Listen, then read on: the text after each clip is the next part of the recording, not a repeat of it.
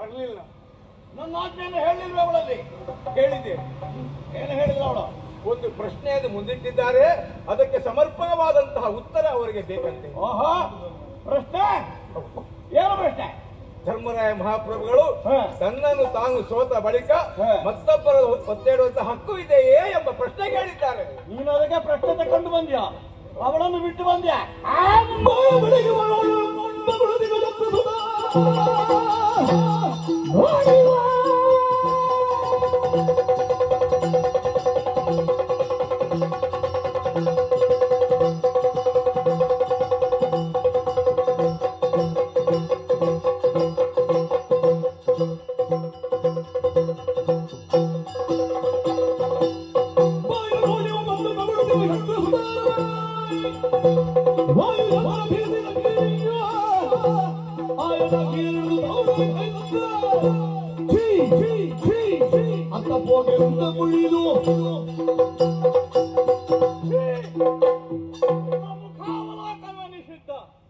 ನನ್ನ ಸೇವಕ ನೀನು. ನಾವು ಹೇಳುತ್ತಾ ಮಾತನ್ನು ಪೂರೈಸಬೇಕು, ಈಡೇರಿಸಬೇಕು. ಹೊರಡುವಾಗ ಕೇಳಿದ್ಯಲ್ಲ, ಬರ್ಲಿಲ್ಲ ಅಂದ್ರೆ ಏನು ಮಾಡುವುದು? ಏನೂ ತಾದಿದ್ದೆ ನಾನು. ಬಿಟ್ಟು ಬಂದೀಯೋ ನೀನು? ಅವಳ ಪ್ರಶ್ನೆ ಹಿಡ್ಕೊಂಡು ಬಂದಿದ್ದಿ. ಹೇದರಿ ನಡುಗುತ್ತಾ ಇದ್ಯಾ? ಕಣ್ಣು ಪಿಳಿ ಪಿಳಿ ಅಂತ ಇದೆ. ನಿನ್ನ ದೇಹ ಕಂಪನ ಯಾಕೆ ಭಯ ಅಂತ ಗೊತ್ತಾಯ್ತು ನನಗೆ. ಶಕ್ರಸುತನಾದಂತಹದೇ ಅರ್ಜುನ, ವಾಯುಜಾತನಾದಂತಹ ಭೀಮ, ಅವರಿಬ್ಬರ ಅಂಜಿಕೆಯಿಂದ ನೀನಿಲ್ಲಿವರೆಗೆ ಬಂದಿರುವೆ. ಅವರಿಗೆಲ್ಲ ಅಂಜಿತೇನೆ ಅಳುಕಿದರೆ ತಪಾವಿಸಬೇಡ. ನಿನ್ನಿಂದ ಆಗುವುದಿಲ್ಲ ಅಂತಾದ್ಮೇಲೆ ನನ್ನ ಮುಂದೆ ಯಾಕೆ ನಿಂತಿದ್ದು? ನೋಡಿ ಒಳಗೆ, ನೋಡಿ ಒಳಗೆ. ಇವರಿಂದ ಆಗುವ ಕಾರ್ಯವಲ್ಲ. ದೂರದಲ್ಲಿ ನನ್ನ ಕಡೆಗೆ ನೋಡ್ತಾ ಇದ್ದಾನಲ್ಲ, ನನ್ನ ಪ್ರೀತಿಯ ಸಹೋದರ ದುಶ್ಯಾಸನ. ದುಶ್ಯಾಸನ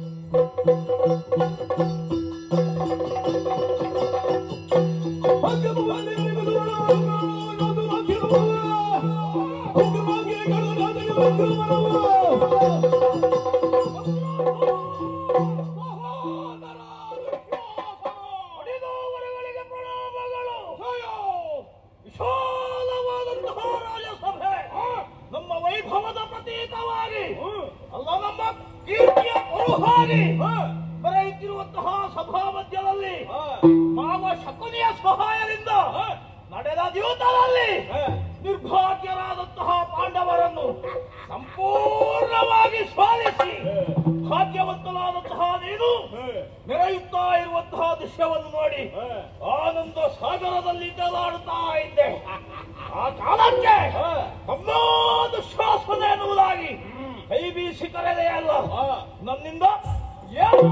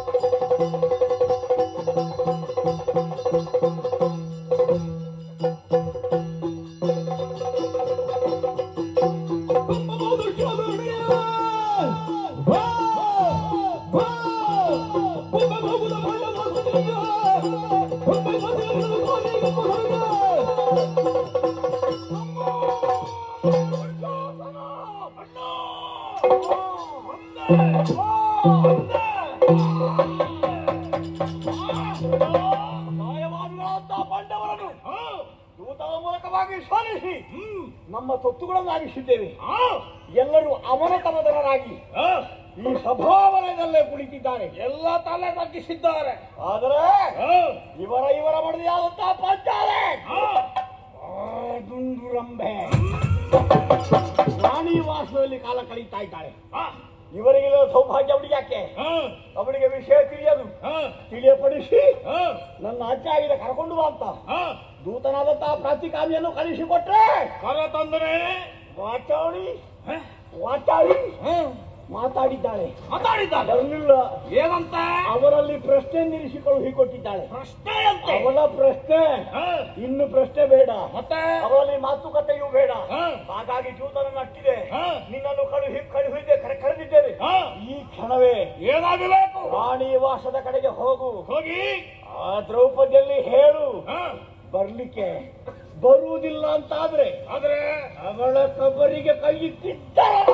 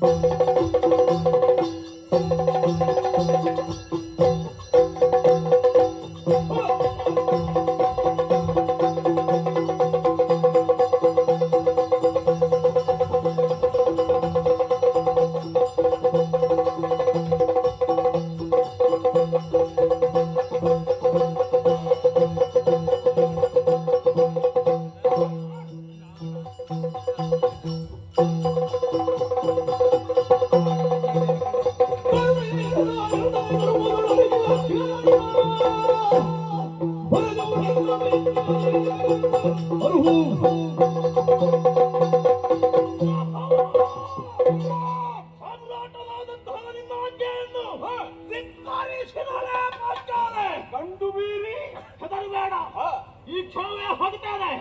ನಿಮ್ಮ ಅಪ್ಪಣೆಯನ್ನು ತಿಳಿಸ್ತೇನೆ.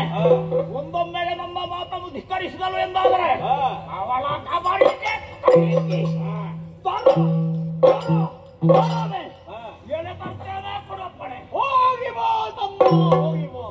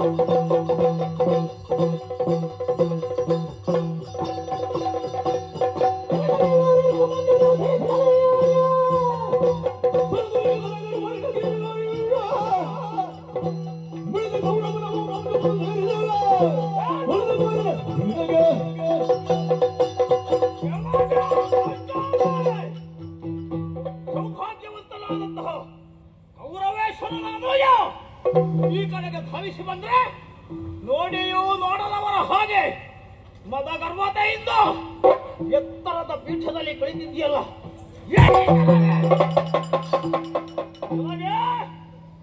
ನಮ್ಮಣ್ಣ ಜೀವಿತದಲ್ಲಿ ನಿಮ್ಮ ಸರ್ವಸ್ವವನ್ನು ಅಪಹರಿಸಿದ್ದಾನೆ. ನಿನ್ನ ರಸ ನನ್ನ ಅಡಿಯಾಳಾಗಿದ್ದಾರೆ. ನೀನು ಅದಕ್ಕಿಂತ ಹೊರತಾಗಿಲ್ಲ. ಹಾಗಾಗಿ ನಮ್ಮಣ್ಣನ ಅಪ್ಪಣೆಯನ್ನು ಈಡೇರಿಸುವುದಕ್ಕಾಗಿ ನಾವಿಲ್ಲಿಗೆ ಬಂದಿದ್ದೇನೆ. ಎರಡು ಆಯ್ಕೆಗಳಿವೆ ನನಗೆ. ಒಂದು, ನಮ್ಮ ಗಜನ ವಾಮಾಂಕವನ್ನು ಅಲಂಕರಿಸಿ ರಾಣಿ ವಾಸವನ್ನು ಸೇರು, ಇಲ್ಲದೆ ಹೋದರೆ ದಾಸಿ ವರ್ಗವನ್ನು ಸೇರಬೇಕು. ಇಲ್ಲಿಗೆ ಈ ಮೊದಲು ಬಂದಂತಹ ಪ್ರಾತಿಕಾಮಕರಲ್ಲಿ ಏನು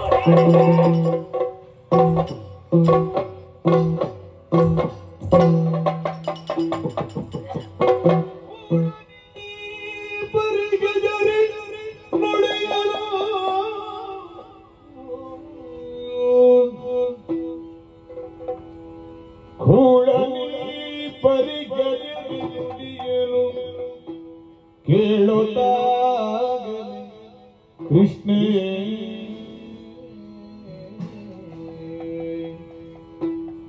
ಮನದಲ್ಲಿ ತಾಳಿ ಭೀತಿಯ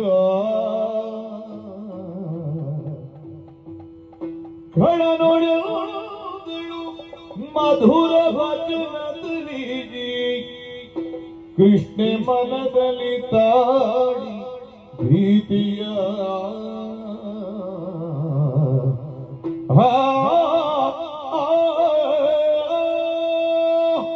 ನನ್ನ ಮನೆ ಬಾಗಿಲಿಗೆ ಬಂದವನಾದ್ರೂ ಯಾರು?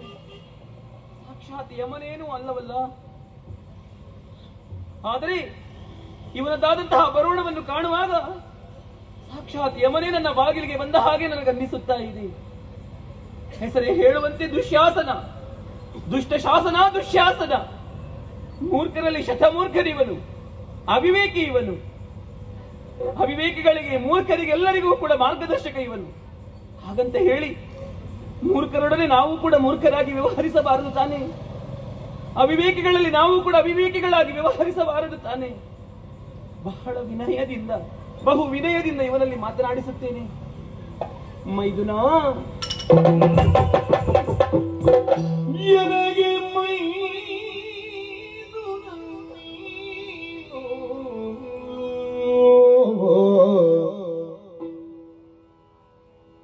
ಎನಗೆ ಮೈದುನ ನೀನು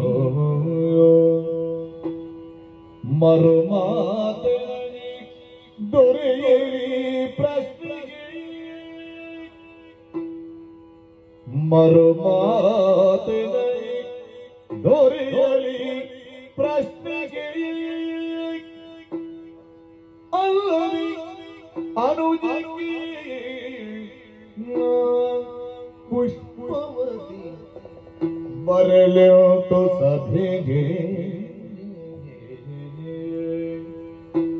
ಅನುಜ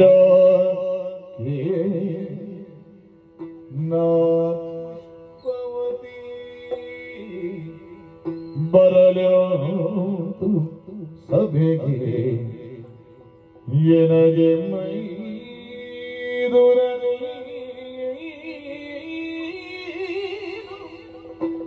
ಮೈದುನ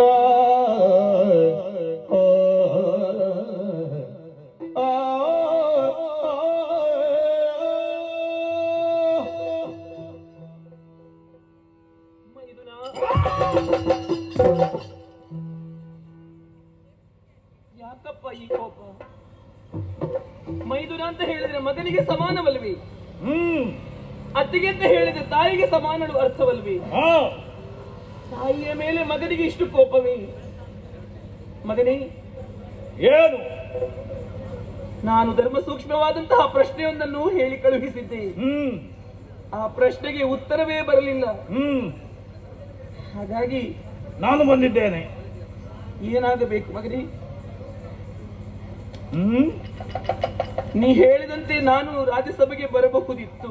ಏನು ಬರುವುದಕ್ಕೆ? ಆದ್ರೆ ಬರುವಂತಹ ಸ್ಥಿತಿಯಲ್ಲಿ ಇಲ್ಲ ಮಗನೇ. ಯಾಕೆ? ಬರುವುದಕ್ಕಾಗುವುದಿಲ್ಲ ನನಗೆ. ಏನು ರೋಗವೋ? ರೋಗವೇ ಇದು ನನಗಂತಲ್ಲ, ಲೋಕದಲ್ಲಿರುವಂತಹ ಎಲ್ಲಾ ಹೆಣ್ಣು ಮಕ್ಕಳಿಗೆ ಬಾಧಿಸಿದಂತಹ ರೋಗ. ಹೆಚ್ಚೇಕೆ ಈ ರೋಗ ನಿನ್ನ ತಾಯಿಯನ್ನು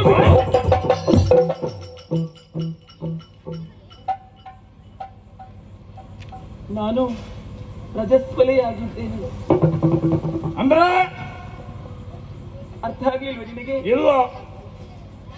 ಮೈದುನ ಅಂತ ಹೇಳಿದ್ರೆ ಮಗನಿಗೆ ಸಮಾನ ಆದ ಮೇಲೆ ತಾಯಿಯಾದವಳು ಮಗನಲ್ಲಿ ಹೇಳುವುದರಲ್ಲಿ ಏನೂ ತಪ್ಪಿಲ್ಲ ಬಿಡು. ಮೈದುನ, ಏನು?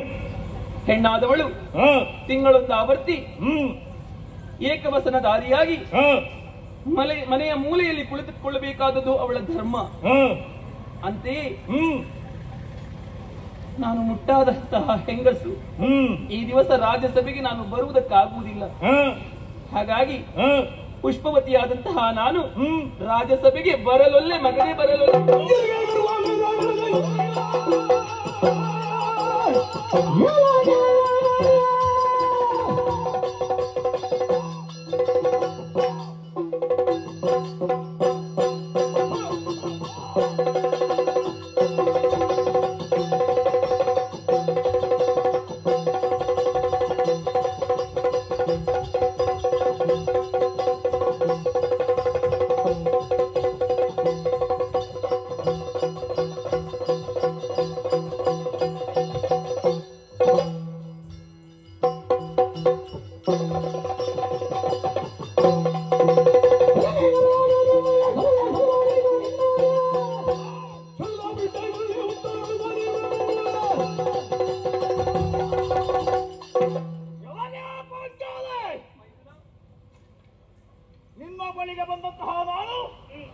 ಏನು ನಿಮಗೆ ತಮ್ಮನಿಗೆ ಸಮಾನ, ಮಗನಿಗೆ ಸಮಾನ. ಯಾಕೆ ನಿನ್ನ ಈ ಮಾತುಗಳನ್ನು ಕೇಳಿ ಕೌರವರಾಯ ನಿನ್ನ ಮೇಲೆ ಕಣಿಕರವನ್ನು ತೋರಿಸ್ತಾನೆ ಎನ್ನುವುದಾಗಿ ಭಾವಿಸಿದ್ದೀಯಾ? ಬೆಣ್ಣೆಯಲ್ಲಿ ಕೂದಲಾಡದ ಹಾಗೆ ಮಾತಿನ ಮುತ್ತಿನ ಹಾರವನ್ನು ಕಟ್ಟಿ ಏನು ನನ್ನನ್ನು ಮರಳು ಮಾಡಬಹುದು ಎನ್ನುವುದಾಗಿ ಭಾವಿಸಿದ್ದೀಯಾ? ಅಂದು ನಿಮ್ಮ ಸಭೆಯಲ್ಲಿ ನಮ್ಮ ಅಗ್ರಜ ಕಾಲು ಜಾರಿ ಬಿದ್ದ ತಕ್ಷಣ ಕೈ ತಟ್ಟಿ ನಗೆಯಾಡಿದವಳು ನೀನು. ಅರಿಯದೆ ಬಿದ್ದಿರೇ ಬಾವಾ, ಅಂದು ನಕ್ಕಂತಹ ನೀನು ಇಂದು ಅಳುವ ಪ್ರಸಂಗ ಬಂದಿದೆ. ಹಾಗಾಗಿ ಎಚ್ಚರಿಸ್ತಾ ಇದ್ದೇನೆ. ಏನಂದ್ರೆ ನೀ ಪುಷ್ಪಾವತಿ, ಒಳ್ಳೆಯದು. ರಾಜಸಭೆಗೆ ಬಾ, ನಿನಗೆ ಅಲ್ಲಿ ಫಲವತಿಯಾಗಬಹುದು.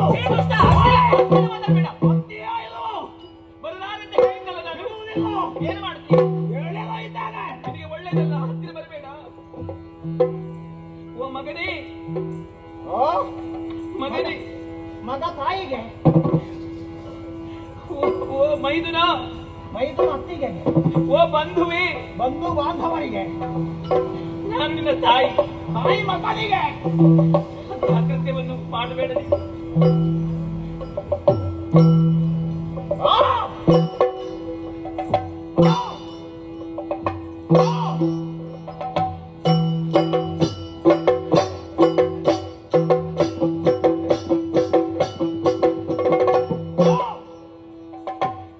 ಏನು ಮೈ ಮೇಲೆ ಕೈ ಮಾಡುತ್ತೀಯಾ?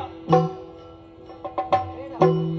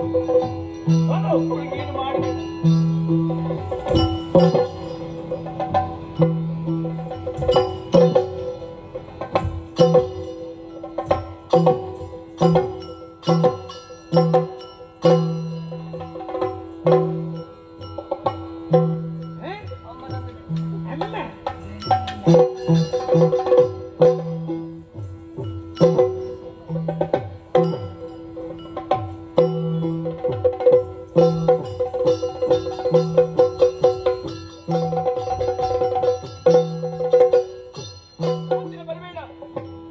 ಮೈ ಮೇಲೆ ಕೈ ಮಾಡುತ್ತೀಯಾ? ಮೈ ಮೇಲೆ ಅಲ್ಲ, ತಲೆಯ ಮೇಲೆ. ಅಯ್ಯೋ ದೇವರೇ, ನನ್ನ ಹತ್ತಿರ ಬರಬೇಡ.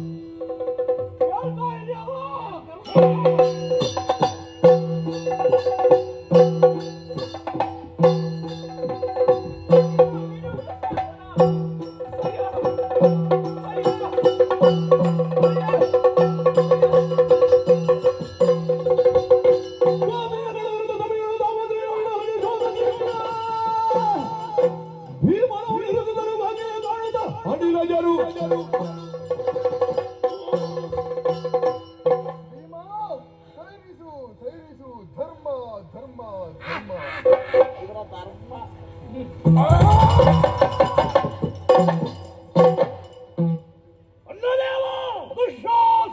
ನಿನ್ನಪ್ಪಣೆಯಂತೆಯೇ ಹೋದೆ. ನನ್ನ ಮಾತನ್ನು ತಿರಸ್ಕರಿಸಿದಳು. ಅವಳ ಮುಡಿಗೆ ಕೈ ಇಕ್ಕಿ ದರದರದೇನೆ ತಂದಿದ್ದೇನೆ. ಇನ್ನೇನು ಮಾಡ್ಬೇಕು? ನಿಮಗೆ ಆಯಾಸವಾಗಿರ್ಬೇಕು ಸಹೋದರ. ಹಾಗೇನಿಲ್ಲ. ಬಹಳ ದೂರವೇನಂತಪುರ. ದರದರನ್ನ ಎಳೆ ತಂದೆಯಲ್ಲ. ಹೋಗು, ಸ್ವಲ್ಪ ವಿಶ್ರಾಂತಿ ಪಡಿ. ಅಪ್ಪಣೆ. ಬೇಕಾದ್ರೆ ಭರಿಸ್ತೇನೆ. ಸರಿ. ಹೋಗಿದ್ದುಕೋ. ತಾಳು